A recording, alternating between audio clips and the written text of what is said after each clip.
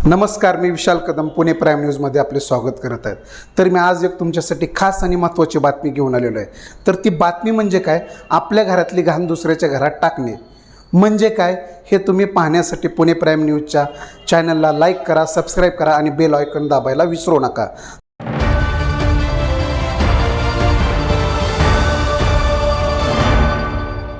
नमस्कार। तर पुणे नगर महामार्गावरील वाहतूक कोंडी सोडवण्यासाठी शिरोळ हवेलीचे आमदार ज्ञानेश्वर उर्फ माऊली आबा कटके यांनी पोलीस आयुक्त अमितेश कुमार व महाराष्ट्राचे लाडके उपमुख्यमंत्री अजित पवार यांच्याशी भेट घेऊन वाहतूक कोंडी सोडवण्यासाठी मार्ग काढण्यासाठी प्रयत्न करावे अशी विनंती केली। या विनंतीला मान देऊन पोलीस आयुक्त अमितेश कुमार व महाराष्ट्राचे लाडके उपमुख्यमंत्री अजित पवार यांनी ज्या त्या विभागाला सूचना देऊन पुणे नगर महामार्गावरील वाहतूक कोंडी सोडवण्यासाठी अतिक्रमण हटाव ही मोहीम चालू केली। त्याचबरोबर पोलीस आयुक्त अमितेश कुमार यांनी या महामार्गावरील जी काय अवजड वाहने आहेत त्या अवजड वाहनांना कायमस्वरूपी बंदी घातलेली आहे। मात्र याचा परिणाम पुणे सोलापूर महामार्गावरती झालेला आहे।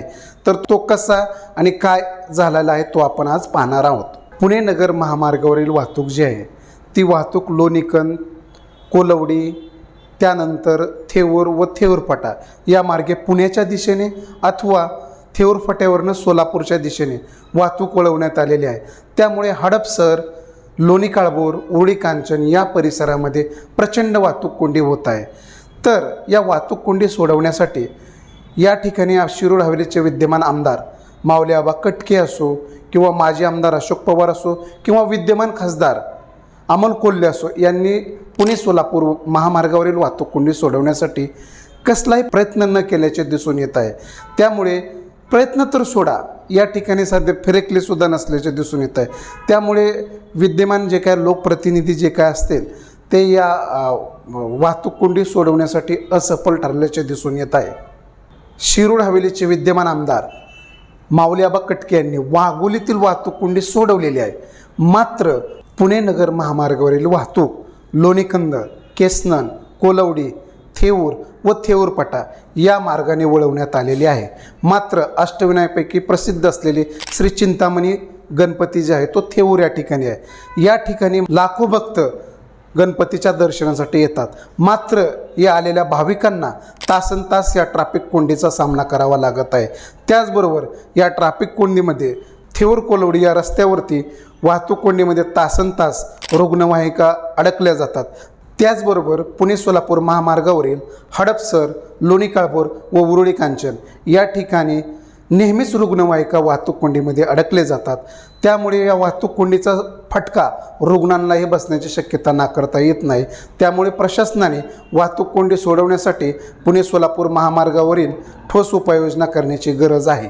वाघोलीतील वाहतूक कोंडी सोडवलेली आहे, मात्र लोणीकंद मार्गे थेऊरला ही वाहतूक कोंडी वळवलेली आहे। त्याचा अतिरिक्त ताण हा पुणे सोलापूर महामार्गावर आलेला आहे। त्यामुळे कदमोकस्ती असेल, लोणी काळभोर असेल किंवा पुणे सोलापूर महामार्गावरून प्रवास करणाऱ्या प्रवाशांना वाहतूक कोंडीचा प्रचंड मनस्ताप करावा लागत आहेत।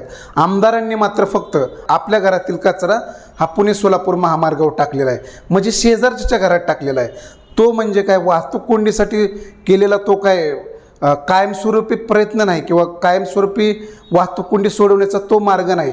फक्त त्यांनी ते वाहतूक कोंडी वळवलेली आहे। त्यामुळे पुणे सोलापूर महामार्गावरील नागरिकांना, प्रवाशांना याचा खूप त्रास सहन करावा लागत आहेत। मात्र हे करून देखील पूर्व हवेलीतील शेकडो पुढारी जे आहेत ते गप्प बसलेले आहेत। त्यांना काहीच देणं घेणं नाहीत। ते त्यांच्या व्यवसायात दंग आहेत आणि त्यांचे ते व्यवसाय कसा वाढतील यासाठी प्रयत्न करत आहेत। त्यांना लोकांच्या, नागरिकांच्या समस्याच्या, अडचणीचं काही देणं घेणं आहे।